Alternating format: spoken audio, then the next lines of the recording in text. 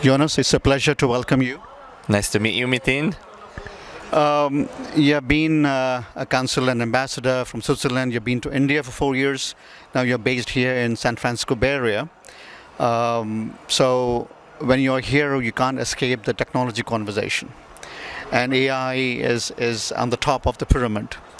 So what I wanted to learn, which most people don't know, is about how Europe in general is adopting the AI evolution and then coming to your country, Switzerland in particular.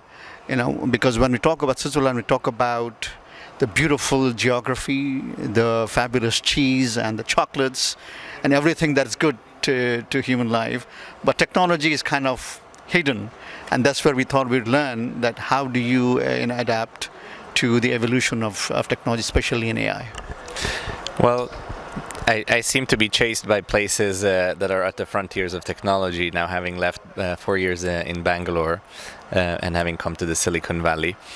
I can't speak for Europe, of course, but I can speak for Switzerland, and while Europe have been with the EU the first bloc to do a comprehensive AI regulation, Switzerland is of course not part of the EU but is surrounded by member countries. So we're very much following closely and building bridges between different approaches. Switzerland is a very pragmatic country that has to balance a friendliness and an openness to innovation, because while you've listed all the beauties of Switzerland, we have also been at the top of the Global Innovation Index for the past 15 years. So the technological side is very much at the frontier of Switzerland as well. So the foundations of science and technology are really the roots of the Swiss success. It's not just its natural beauty and the great products that come out of Switzerland.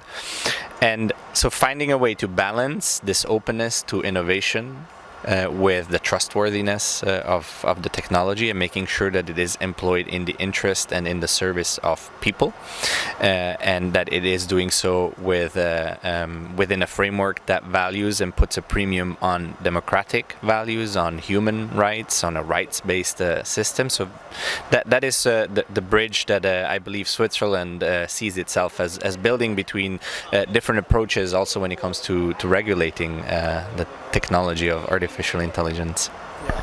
That's where I was hinting, and you hit the nail on the head. I'm not averse to the technological innovation of Switzerland. Obviously, because of technology, you see all the beautiful things, and because of beautiful things, we see beautiful people who implement technology. So they go hand in hand. You hit a very important point, and that's where I want to draw your attention. Is AI is, with any technology, is good and bad. And what you mentioned for human good is more important. And that's where we're trying to distinguish between how Swiss implements technology as a country and as a population compared to other people who sometimes come across as very aggressive and in rush. Yeah, well, we are a very conservative country to some extent. We're not the first necessarily to adopt something, but when we adopt it, we try to do it as best as we can, or we try to do it better than others and learn also from the experience of others, because the focus on Switzerland is really a premium on quality in everything that is done, produced in Switzerland, whether it's a piece of legislation or whether it is a technological or scientific innovation. So, as mentioned, Switzerland puts a premium on the values, the democratic values, the rule-based and law-based approach, and balancing that with an openness to innovation, and we don't want to stifle innovation, having been at the top of the Global Innovation Index for the past 15 years.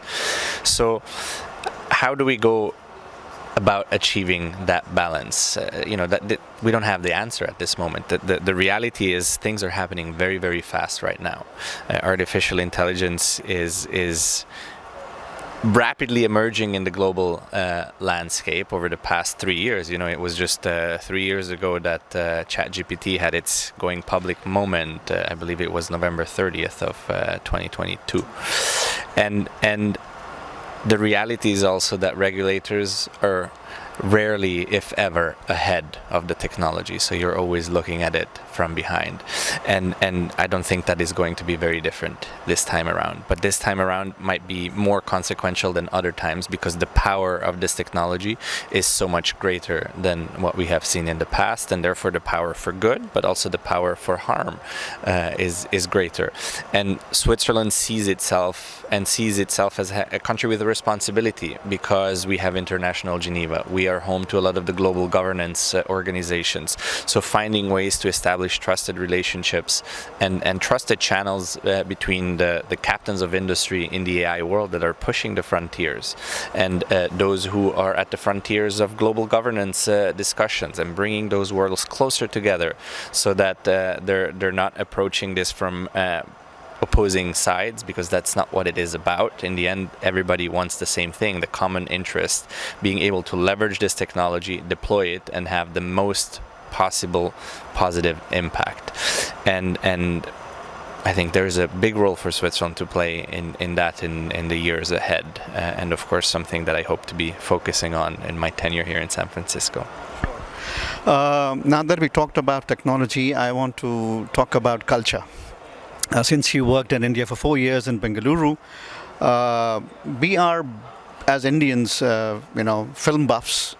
I think thanks to Mr. Yash Chopra, who introduced Switzerland en masse to India. Of course, as a student, I was in London. I traveled extensively across Switzerland multiple times. It's the favorite country for me to visit.